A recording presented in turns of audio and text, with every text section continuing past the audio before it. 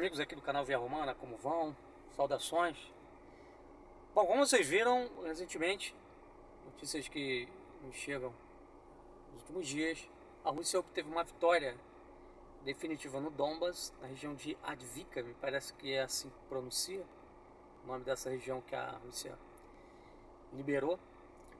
E com essa derrota, houve uma retirada maciça das forças ucranianas ali da região do Donbas, consubstanciando assim uma vitória, russa nessa área, que era exatamente o objetivo da operação especial deflagrada por Moscou, ou seja, libertar o Donbas do domínio ucraniano e garantir a maioria étnica russa ali da região, a constituição de repúblicas independentes Donetsk e Lugansk, tá? Essa vitória simbólica da Rússia, embora ainda não tenha ocorrido uma rendição do Estado ucraniano, mostra que a situação é irreversível. A Ucrânia perdeu a guerra, a OTAN perdeu a guerra, os Estados Unidos perdeu a guerra, e isso abre caminho para uma nova era, nas relações globais, nas relações internacionais. Ou seja, tudo indica que a unipolaridade americana foi para o espaço de forma definitiva. A Rússia conseguiu impor-se essa vitória como uma força mundial, como um poder que consegue, mesmo isolado, enfrentar a OTAN e os Estados Unidos praticamente sozinha. Ela conseguiu vencer esse embate lá na Ucrânia, e isso tudo é bom, é excelente, porque traz um equilíbrio de forças nesse contexto global, fundamental para ganhar tempo.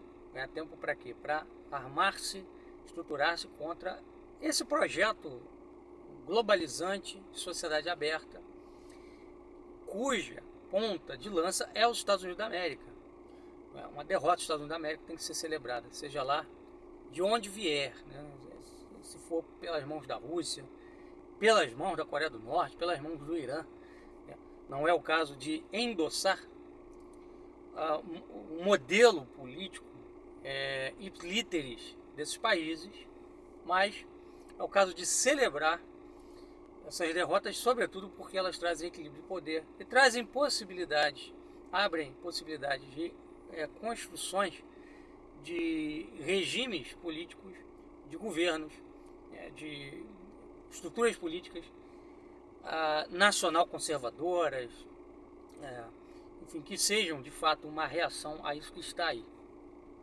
Exemplo do que eu estou falando é o que nós vemos, por exemplo, na Hungria, um estado que, bem ou mal, está ali dentro da União Europeia, mas que resiste, até porque tem proximidade com a Rússia, embora não uma aliança, mas tem proximidade com a Rússia, e pode, por isso, escorando-se nos russos, fazer frente a certas pressões que a União Europeia proporciona aos seus países membros, como por exemplo essas pautas LGBT, abortistas, etc. e tal.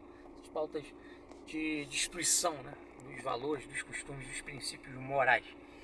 E aqui fica claro, fica patente, ao meu ver, que há uma confluência de fatores que conspira a favor de Putin. A morte do Navalny na prisão e agora essa vitória mostram que as coisas os ventos estão soprando a favor de Putin, assim como tem soprado também a favor do Irã. E aqui cabe uma observação importante nisso tudo. É o seguinte: o Putin fez uma nova constituição para a Rússia, onde ele coloca a religião em destaque. Uma nova constituição que dá ao Estado russo o poder de reprimir esses movimentos identitários que vêm do Ocidente e que buscam debilitar valores familiares, religiosos, morais. E o que nós vemos no Irã é mais ou menos a mesma coisa. Embora seja um país islâmico, um país muçulmano, existe dentro do Irã a concepção de que Estado e religião devem andar de mãos dadas, que é mais ou menos por onde a Rússia está indo, né? Embora ela não tenha se tornado um Estado confessional, é hoje um Estado que dá espaço à religião e reconhece, né, a religião ortodoxa, a Igreja Ortodoxa, como um dos elementos estruturantes, né, estruturais da nação. Então isso é muito importante, porque indica, mostra, né, uma aproximação de Putin, do governo russo, às suas raízes, né, cristãs, em que pese o fato dele também manter um diálogo lá com os muçulmanos que vivem na Rússia. Enfim, mas o que eu quero dizer é isso, que esses países como Rússia e Irã têm dado lugar para a religião, para o ethos religioso formador, né, do seu povo, da sua nação, enquanto que o Ocidente, que abandonou isso, está em franca crise, em franca decadência, vendo o seu poder diminuir dia após dia.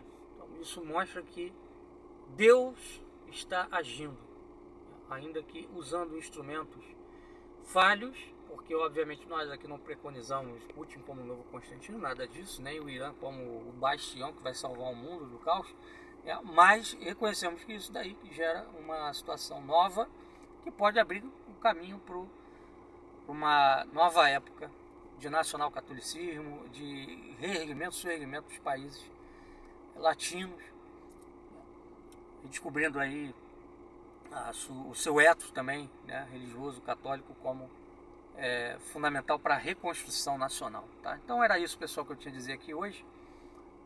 É importante celebrar essa vitória, porque ela abre brechas nessa sociedade aberta, nesse projeto globalizante, que visa destruir as culturas e os povos e colocar de lado as suas tradições religiosas.